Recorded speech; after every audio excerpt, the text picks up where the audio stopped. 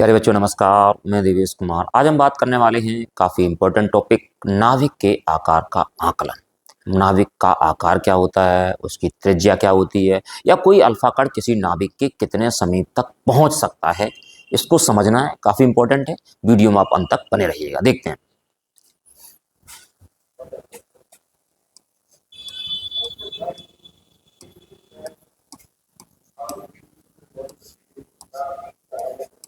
नाभिक के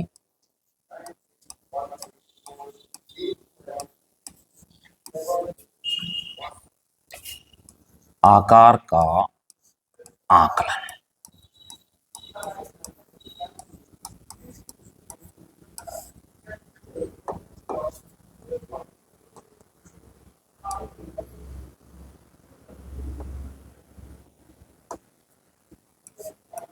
चलो देखते हैं इसका फिगर। मैं मान लेता हूं ये हमारे पास एक नाभिक है।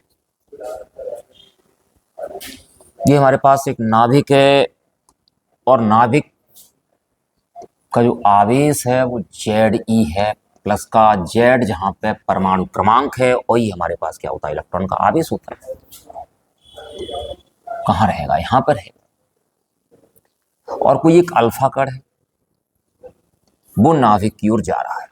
तो अल्फा कण का आवेश कितना होता है? अल्फा कण का आवेश होता है 2e। किसका होता है?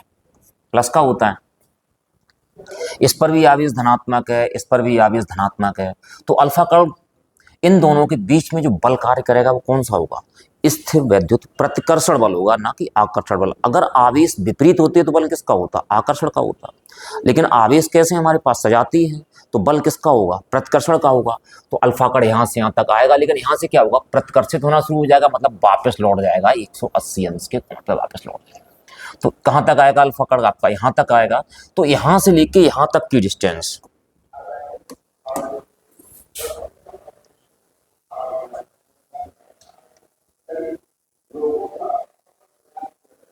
मैं मान लेता हूं यहां से लेके यहां तक की जो डिस्टेंस है वो हमारे पास कितनी है? r0 है ये। तो अल्फा कण में हमारे पास क्या होगा? अल्फा कण में हमारे पास जब यहां से चलेगा तो इसमें कौन सी ऊर्जा होगी? इसमें गतिज ऊर्जा होगी। और जब यहाँ पे यहां तक पहुंचेगा तो यहाँ रुकेगा, तो यहाँ पे इसकी जो गतिज ऊर्जा होगी किसमें बदल जाएगी? वो स्थिर वैद्युत स्थितिज ऊर्जा में बदल जाएगी। तो अल्फा कण का जो आवेश है वो कितना बेटा? 2e है। और नाभिक का आवेश कितना हमारे पास? Ze है। जहां Z क्या है? Z नाभिक का परमाणु क्रमांक है, और E हमारे पास इलेक्ट्रॉन का आवेश है।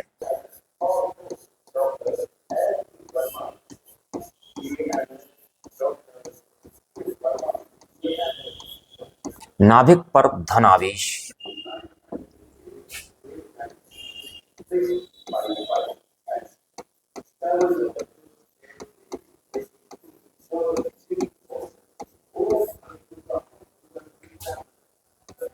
Ze तथा अल्फा कण पर आवेश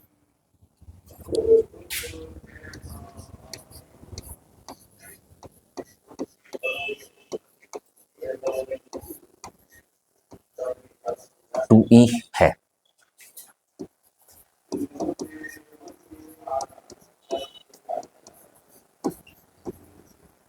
और अल्फा कण की नाभिक के निकटतम पहुंचने की दूरी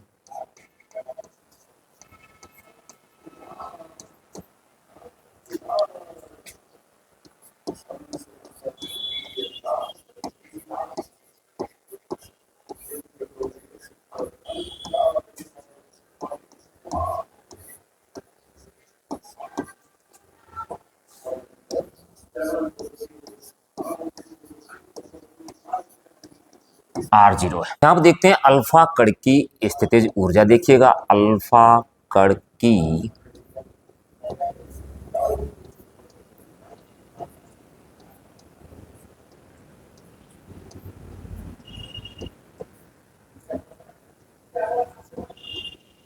स्थितिज ऊर्जा, जो अल्फा कण की जो स्थिर ऊर्जा है वो U इज इक्वल टू हमारे पास क्या होती है? स्थिर वैद्युत स्थिर ऊर्जा U इज इक्वल टू हमारे पास होता है 1/4 पाई एप्सिलॉन नॉट या 1/4 pi epsilon 0 Q1 Q2 upon R। यहाँ पे Q1 क्या, Q1 कितना होगा, Q1 हमारे पास ये होगा 2E, Q2 कितना होगा हमारे पास ZE, और अपॉन R के स्थान पे कितना हो जाएगा, क्योंकि हमारे पास जो अल्फा कड़ है कहाँ तक पहुंच चुका है, यहाँ तक पहुंच चुका है, तो R के स्थान पे कितना काम करेगा, R के स्थान पे जो काम करेगा वो कितना रहेगा बेटा, R0 रहेगा। तो हमारे पास अल्फा कड़ की जो स्थितिज ऊर्जा है वो U is equal to 1/4 pi epsilon 0 Q1 मतलब 2E, Q2 ZE upon R के स्थान कितना हो जाएगा, R0 हो जाएगा। तो U इज इक्वल टू हमारे पास रहेगा 1/4 pi epsilon 0 2ZE square upon कितना रहेगा, R0 रहेगा।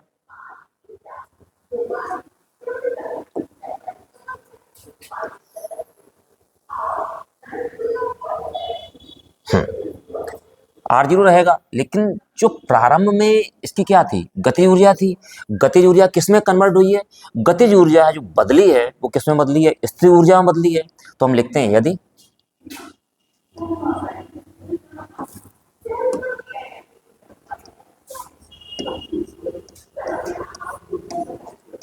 अल्फा कण की गतिज ऊर्जा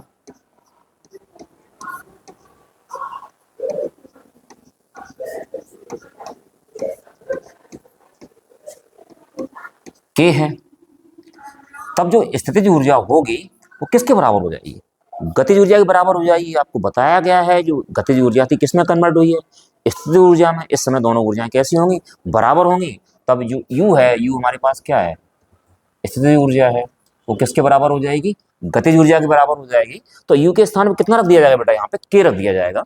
तो K is equal to 1/4 pi epsilon 0 2ZE square upon R0। लेकिन हमें निकालना क्या है, हमें तो निकालना है कि जो अल्फा कण है वो नाभिक के कितने निकट पहुंच सकता है। यहाँ अगर यहाँ तक पहुंच जाएगा तो हमारे पास डिस्टेंस क्या बचेगी, यही तो बचेगी। तो ये दूरी लगभग लगभग क्या होगी, उसकी त्रिज्या होगी। तो कहने का आशय ये अल्फा कण जो पहुंचेगा वो नाभिक की लगभग त्रिज्या तक की दूरी के बराबर पहुंच जाएगा, लगभग। तो हमारे पास क्या रहेगा, R0 को हम इधर ले आते हैं, तो हमारे पास क्या रहेगा, R0 is equal to 1/4 pi epsilon 0 2ZE square upon कितना हो जाएगा, जो R0 इधर पहुंच गया है तो K इधर आ जाएगा। तो हमारे पास क्या रहा, R0 is equal to 1/4 pi epsilon 0 2ZE square upon कितना रहा, K रहा।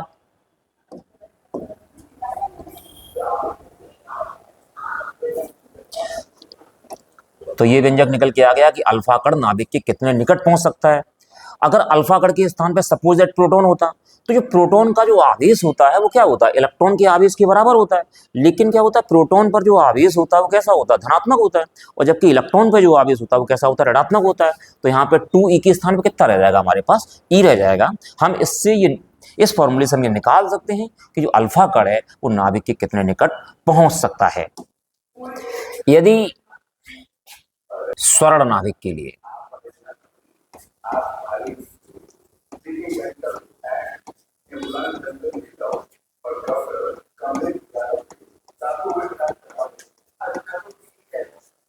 स्वर्ण नाभिक के लिए क्या होता है, जेड होता है, जेड परमाणु क्रमांक कितना होता है इसका, 79। अगर मैं मान लूं अल्फा कण का द्रव्यमान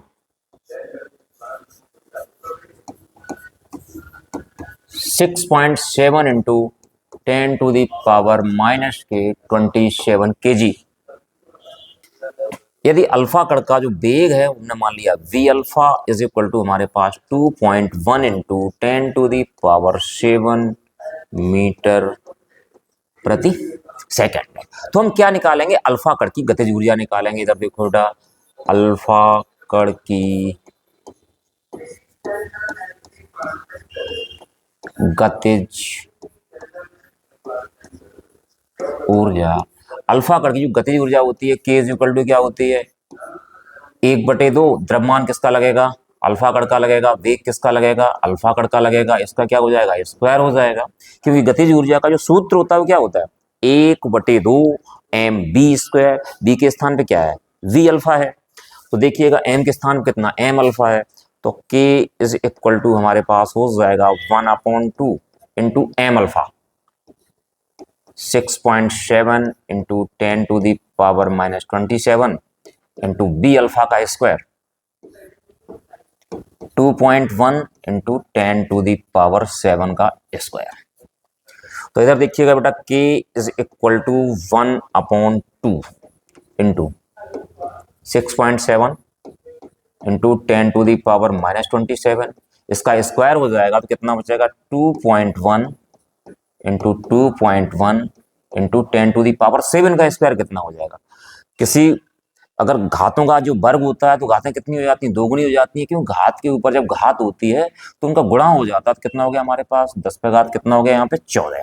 सबसे पहले क्या करते हैं, हम घातें सेपरेट कर देते हैं। तो k इज इक्वल टू हमारे पास क्या बचेगा, 1/2 इंटू 6.7 इंटू 2.1 इंटू 2.1। तो इधर हमारे पास कितना बच्चा, माइनस की 27 है और प्लस की कितनी है, 14 है। 27 में 14 कितने बचे, 10 पे घात माइनस के कितने बचे, 13 बचे। अब हम ऊपर इनका गुणा कर लेते हैं।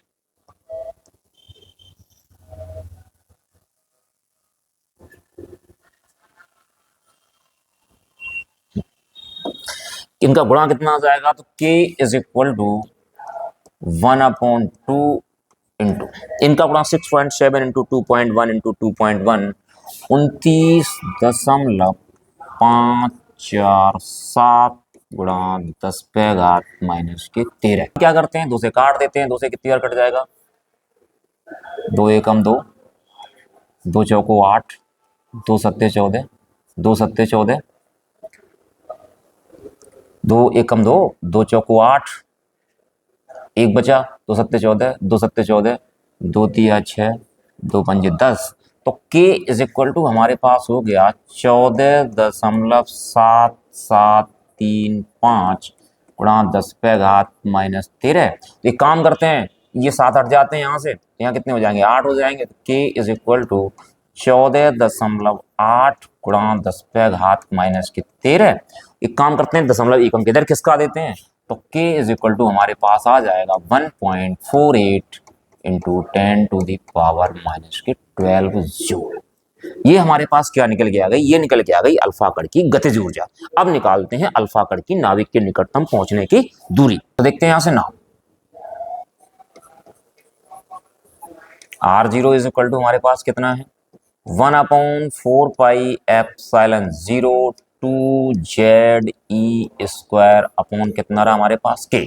तो 1/4πε0 की जो वैल्यू है वो कितनी है, 9 गुणा 10 पे घात 9, 2 जेड 79 ई स्क्वायर मतलब 1.6 इंटू 10⁻⁻19 का स्क्वायर अपॉन के 1.48 इंटू 10⁻⁻12।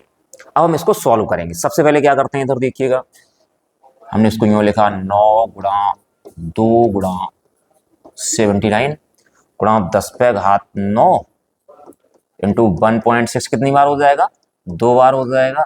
10 पे घात माइनस 19 का वर्ग कितना हो जाएगा, 10 पे घात माइनस के 38 अपॉन 1.48 इंटू 10⁻⁻ कितना रहा माइनस का 12।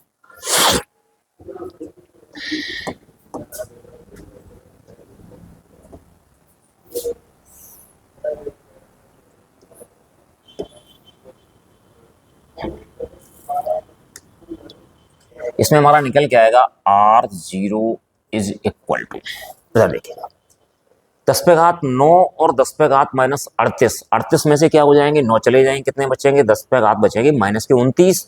तो हमारे पास यहाँ क्या बचा, 9 गुणा 2 गुणा 79, 1.6 इंटू 1.6 कितना हो जाएगा 2.56।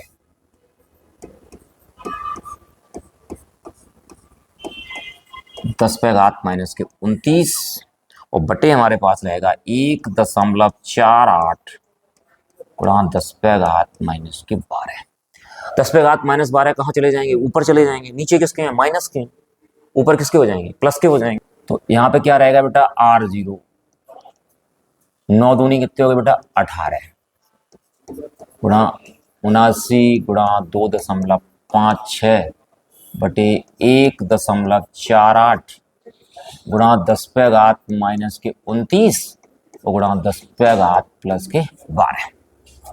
तो यहाँ कितना रहेगा हमारे पास, R0 इज इक्वल टू, चाहो आप 2 से काट दीजिएगा, 2 सत्ते 14, 2 चौको 8, 2 एकम 2,